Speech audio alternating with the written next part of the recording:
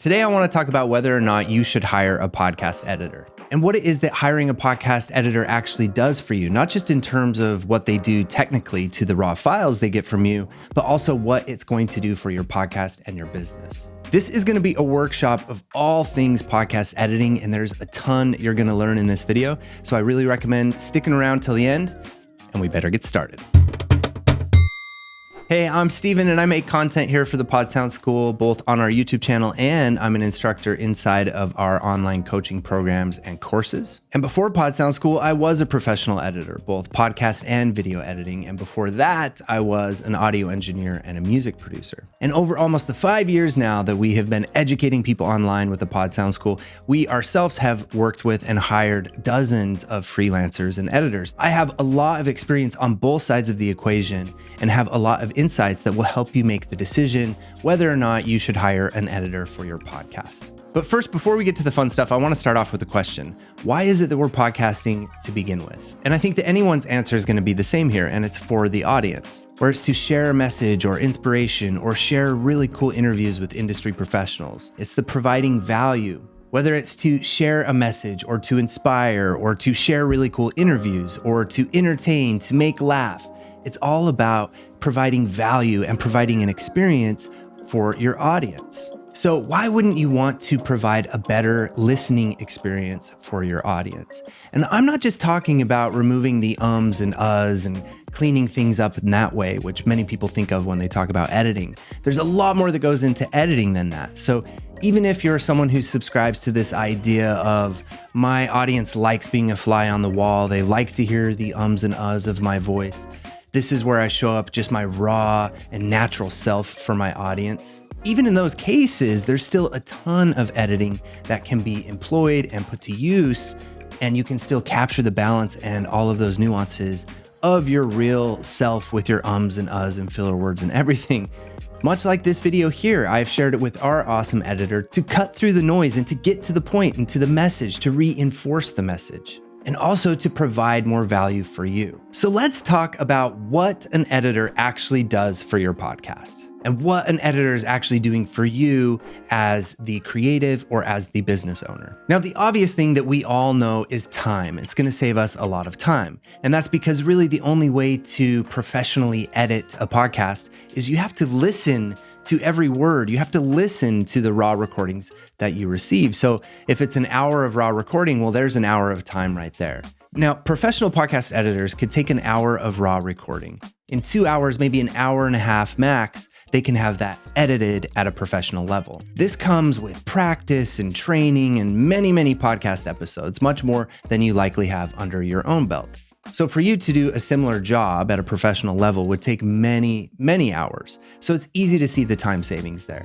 But many professional podcast editors also offer more services or add-ons to their packages or their deals or their offerings that save their clients even more time. An example of this would be actually uploading or publishing your episode to your podcast host for you. They may also create a transcript from the episode and then use that transcript to create an engaging and detailed episode description for each and every episode, and then also a keyword-packed SEO-friendly title for each episode.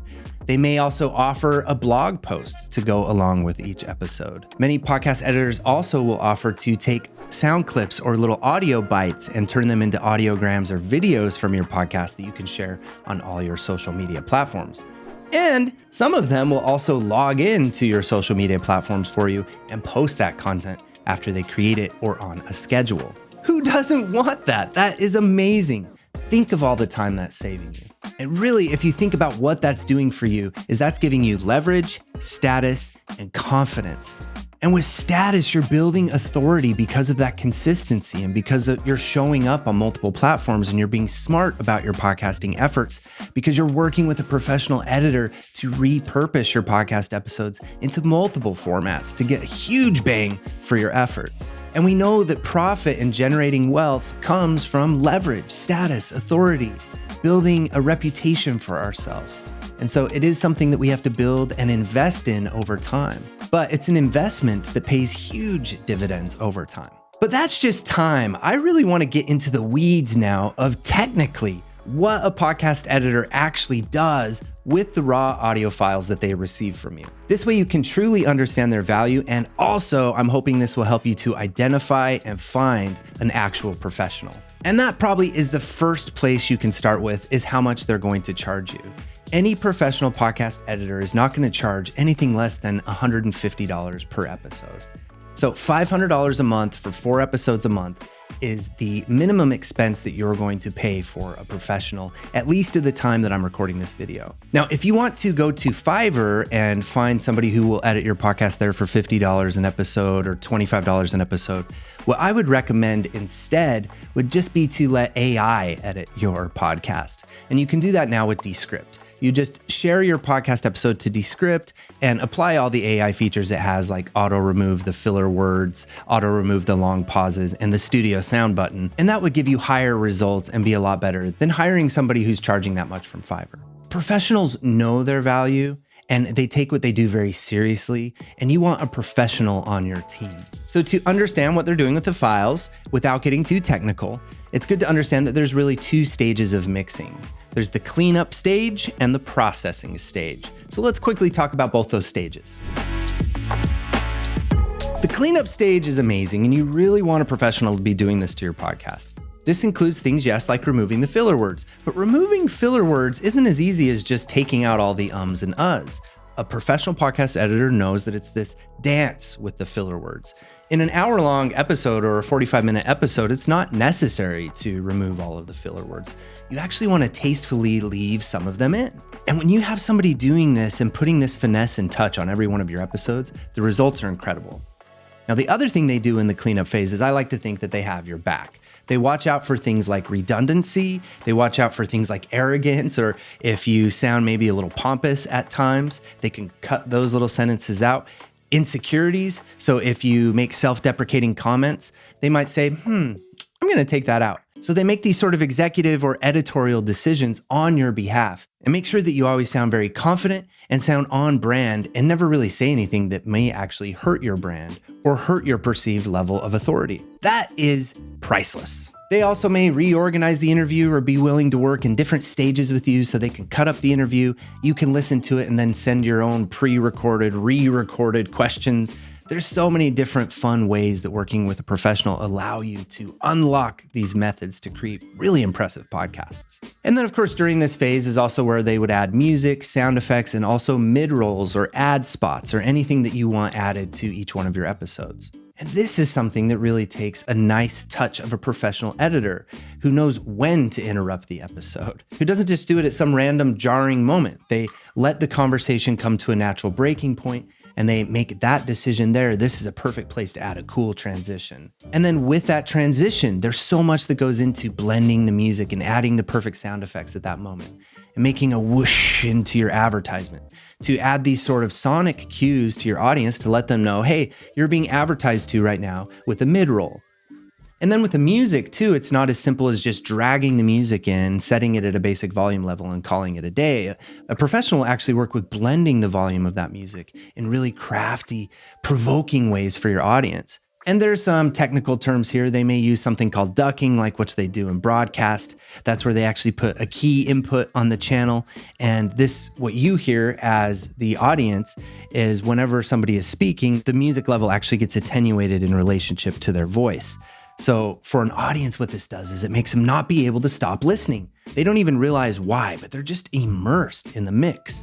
And that's the whole idea. It's like when somebody's watching a Netflix show and you're like, hello? Hello?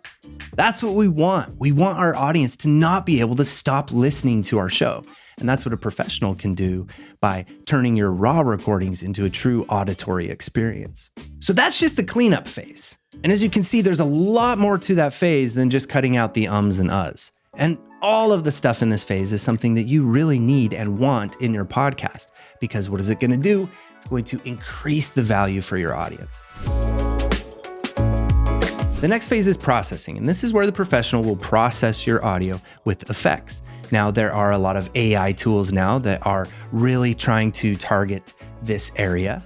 Descript has one I mentioned already called Studio Sound. It tries to analyze the audio and then apply the classic broadcast voice, studio voice effects to that audio. There are some amazing AI technologies, but these AI technologies have to be applied with discernment, sometimes in combination with each other. And there are usually with these AI tools now just a single parameter or slider that lets the professional kind of choose how much of the effect to apply. So you may say, well, I don't need a professional anymore. I just have AI to process my effect. But that's like saying I don't need a content writer anymore because of ChatGPT.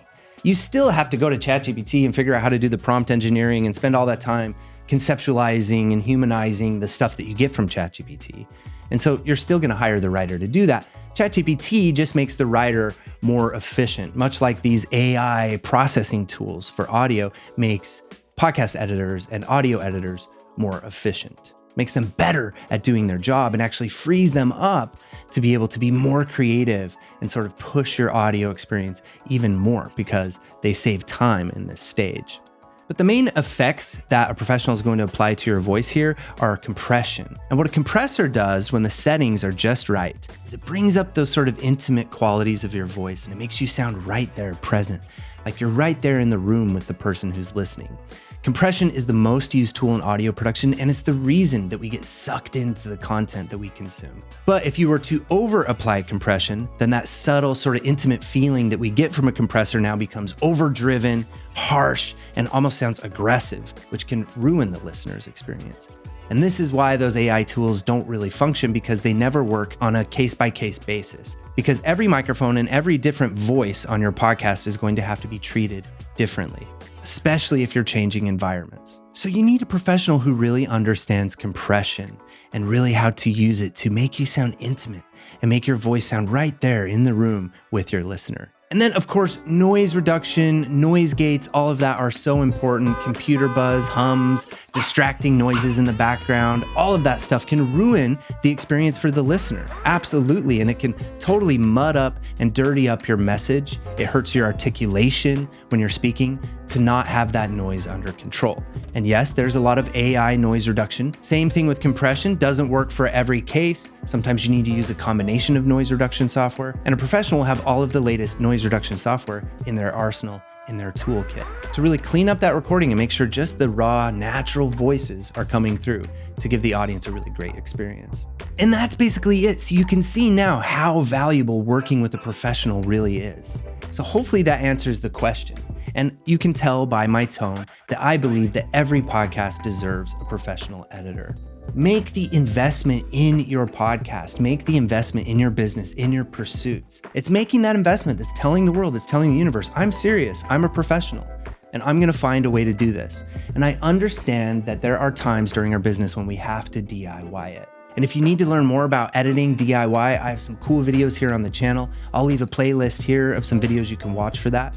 When we first started the Pod Sound School, we were in this boat. And every podcast episode, every YouTube video, I was editing. So I understand financially it may not be feasible, but as fast as you can, you need to get an editor for your podcast. Or if you're thinking about starting a podcast, start looking at ways that you're going to be able to budget at least $500 a month, if not $1,000 a month, for your podcast so that you can work with a legitimate professional. That's my advice. That's all I have for today. Thank you for tuning into our channel. I appreciate your time. Don't be a stranger. I'd love to break the parasocial relationship and actually get to know about you and your projects. Leave some comments below. And until next time, good luck with your podcast.